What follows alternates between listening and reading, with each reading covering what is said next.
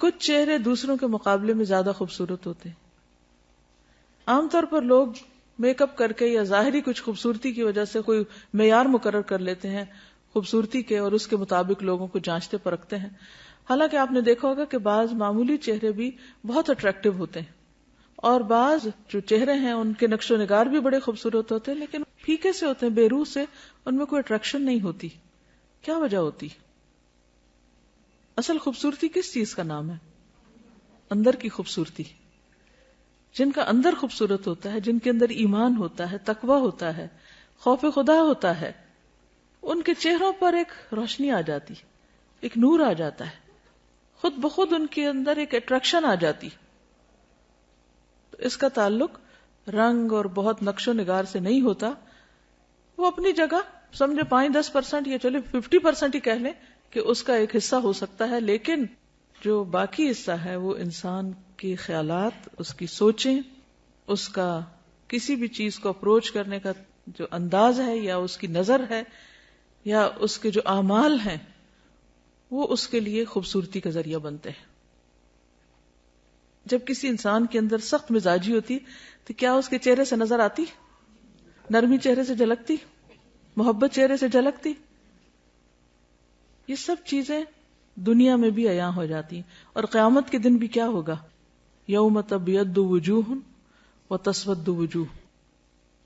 بعض لوگوں کو آپ دیکھیں تو ان کی آنکھیں خوفناک سی ہوتی ہیں، بعض لوگوں کی آنکھیں چمکتی ہوتی ہیں، حتیٰ کہ بچوں میں بھی آپ یہ چیز نوٹ کر سکتے ہیں.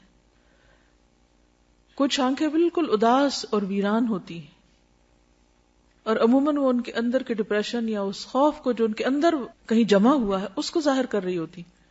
جب انسان کے اندر ایک بیزاری ہوتی ہے، گھٹن ہوتی ہے، وہ بھی چہروں سے نمایاں ہوتی. تو اگر آپ واقعی دنیا اور آخرت میں خوبصورت لگنا چاہتے ہیں تو اپنے اندر کو خوبصورت کر لیں، اپنے اندر مثبت سوچیں لائیں. اصل ایمان کیا ہے؟ اصل حیا کیا ہے؟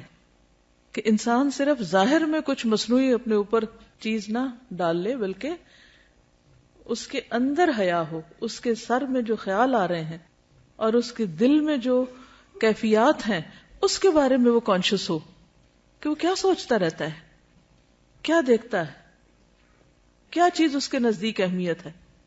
جو لوگ مطلبی ہوتے ہیں، دنیا پرست ہوتے ہیں، خود غرض ہوتے ہیں، لالچی ہوتے ہیں، ان کے چہرے بھی عیاں ہوتے ہیں، وہ بھی چہروں پہ آ جاتا ہے.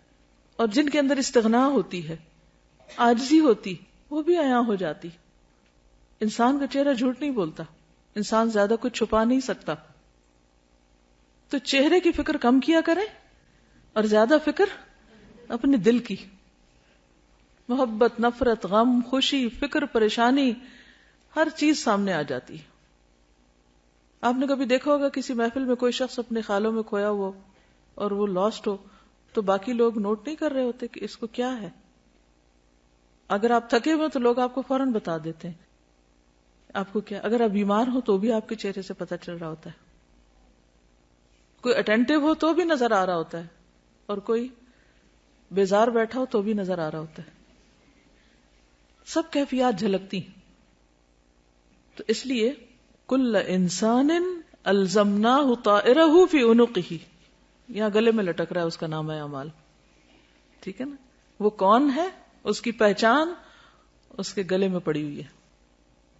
کل انسان الزمناہ طائرہ فی عنقہ وَنُخْرِجُ لَهُ يَوْمَ الْقِيَامَةِ كِتَابًا يَلْقَاهُ مَنْشُورًا. اس کا نام اعمال اس کے سامنے ہوگا. اقرا کتابک، یہ سوچتے تھے، یہ نیت تھی، یہ تمہارے خیالات تھے، یہ تمہاری ڈیزائرز تھیں، یہ تمہاری تمنائیں اور آرزویں تھیں، یہ دیکھ لو.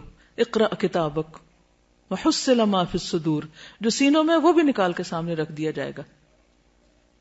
اس لیے بہت زیادہ فکر کیا کریں اندر دل کی.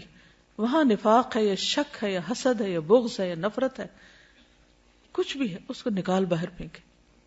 کیونکہ قد افلح من تزکا وذکر اسم ربہ فصلی بل تؤثرون الحیاۃ الدنیا والآخرۃ خیر وابقی.